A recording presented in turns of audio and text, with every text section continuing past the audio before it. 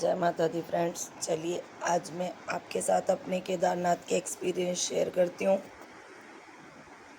बाबा केदारनाथ, जिनके बारे में सुन के ही मन में एक अपार प्रसन्नता आ जाती है, क्योंकि केदारनाथ जाना हर इंसान का सपना होता है। सभी को लगता है कि एक बार हमें केदारनाथ ज़रूर जाना चाहिए। और हमने केदारनाथ की यात्रा शुरू की हरिद्वार से। हमने हरिद्वार से ट्रेवलर गाड़ी की, क्योंकि हम ज़्यादा लोग थे, भैया भाभी की फैमिली भी थी साथ में। और ये अभी हम पहुँचे देवप्रयाग। सबसे पहले जाके हम लोगों ने देवप्रयाग में अपनी गाड़ी रोकी और देवप्रयाग का नज़ारा देखने वाला था।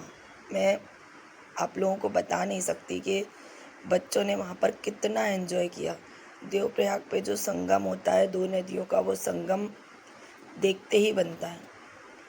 और ये देखिए, बच्चों को तो ऐसा लग रहा था कि हम सारे फ़ोटोज़ वीडियोज़ सब यहीं खिंचवा लें। उसके बाद ये हम लोगों ने सोनप्रयाग में नाइट स्टे किया था। तो ये सोनप्रयाग के हम लोग के नाइट स्टे के बाद अर्ली मॉर्निंग हम लोग उठ गए थे और रेडी होके केदारनाथ की तैयारी शुरू करनी थी। तो बच्चों ने सोनप्रयाग में इतने सारे पिक्चर्स क्लिक किए, क्योंकि बच्चों को लग रहा था दोबारा पता नहीं यहाँ आना होगा कि नहीं होगा। और ये हम लोगों की यात्रा फाइनली देवप्रयाग से शुरू होती है। और केदारनाथ की जो चढ़ाई का जो मज़ा होता है, वो एक अलग ही आनंद की अनुभूति होती है। पूरे रास्ते नदियाँ, झरने, पहाड़, और मुझे नहीं लगता कि ये चीज़ें कोई इग्नोर कर सकता है। ये वाले जो पल हैं वो मैं ज़िंदगी में कभी नहीं भूल सकती। और अभी हम लोग पहुँचे गौरीकुंड। वहाँ पर तप्त कुंड है। तप्त कुंड में हम लोगों ने सभी ने स्नान किया और ये भोलेनाथ और माता पार्वती के मंदिर के दर्शन किए।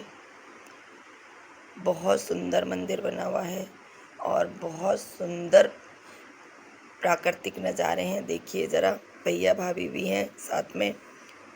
और जहाँ जहाँ बर्फ़ के ग्लेशियर आते थे, बस बच्चे वहाँ पर तो डट के बैठ जाते थे। लोग अपनी केदारनाथ की यात्रा 7 से 9 घंटे में कंप्लीट कर लेते हैं। हम लोगों ने अपनी केदारनाथ की पूरी चढ़ाई 15 से 17 घंटे में कंप्लीट की थी, क्योंकि रास्ते में जहाँ बच्चों को ग्लेशियर दिख रहे थे, बस बच्चे वहाँ रुक जाते।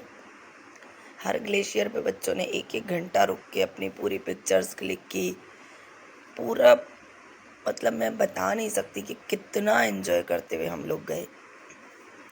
और ये ट्रिप हमारे लिए ज़िंदगी भर यादगार रहेगी। आज बड़े दिनों के बाद मुझे ऐसा लगा कि मेरे पास जो भी पिक्चर्स और वीडियोस हैं वो मुझे आपके साथ शेयर करनी चाहिए। और केदारनाथ की यात्रा पे हमारे साथ एक दुर्घटना भी हो गई थी, वो मैं आपको आगे बताऊंगी, आपको आगे शेयर करूंगी वो मैं। बट हाँ, ये बहुत अच्छा एक्सपीरियंस था हमारा। और चढ़ाई करते करते बिल्कुल ऐसा लग ही नहीं रहा था कि ज़रा भी थकान हो रही है।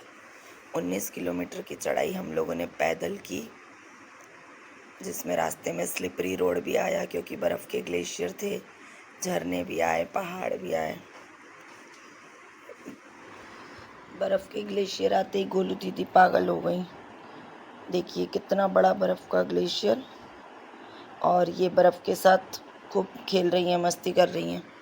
रास्ते में कभी भी मौसम अचानक बदल जाता है, कभी भी बारिश होने लगती है और कभी भी धूप निकल आती है। ये केदारनाथ का बेस कैंप।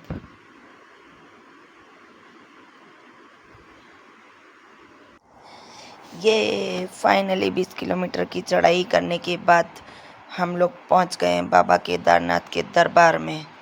और इतनी लंबी चढ़ाई और इतनी लंबी लाइन, लेकिन आसपास के नज़ारे देखते हुए जो आनंद आ रहा है वो शायद मैं शब्दों में बयान नहीं कर सकती।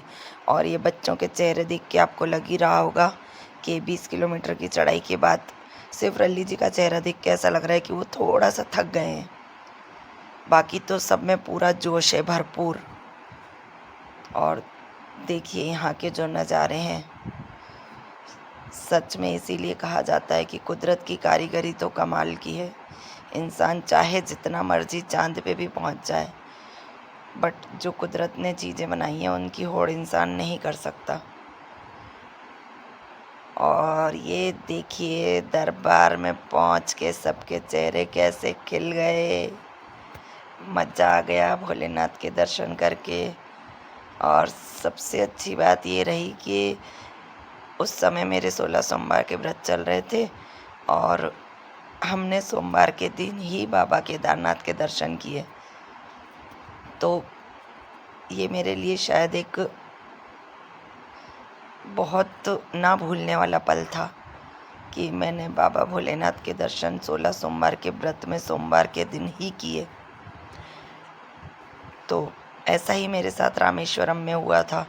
जब मैं रामेश्वरम में गई थी तो रामेश्वरम ज्योतिर्लिंग के जब हमने दर्शन किए थे तब भी मेरे 16 सोमवार के व्रत चल रहे थे। तो उस दिन भी सोमवार था। तो ये मुझे ऐसा लगता है कि शायद भोलेनाथ की मेरे ऊपर विशेष कृपा है कि वो मुझे 16 सोमवार का फल अपने किसी ना किसी एक तीर्थ पे बुला के मुझे दे देते हैं। तो मैं क्यों ना भगवान में इतना विश्वास करूं, क्योंकि भगवान जी हर समय मेरा साथ देते हैं। और ये देखिए यहाँ पर जो ये कैंपिंग होती है उसके भी बच्चों ने काफ़ी सारी तस्वीरें क्लिक की और बच्चों का तो मन ही नहीं भर रहा था। पिक्चर्स फ़ोटोज़ क्लिक किए जा रहे थे। और ये भीमशिला आ गई। शायद ये भीमशिला ना होती तो 2013 की त्रासदी में मंदिर को भी कुछ नुकसान हो सकता था। ये भीमशिला की वजह से मंदिर को बिल्कुल नुकसान नहीं हुआ और इस भीमशिला की अब पूजा की जाती है। मैं आप सभी को बताऊं, मैं अपने आप को बहुत ज़्यादा किस्मत वाला समझती हूँ कि भगवान भोलेनाथ ने मुझे 2 बार अपने दरबार बुलाया। एक बार हम लोग गए थे 20 साल पहले, जब गप्पू भैया 4 महीने के थे।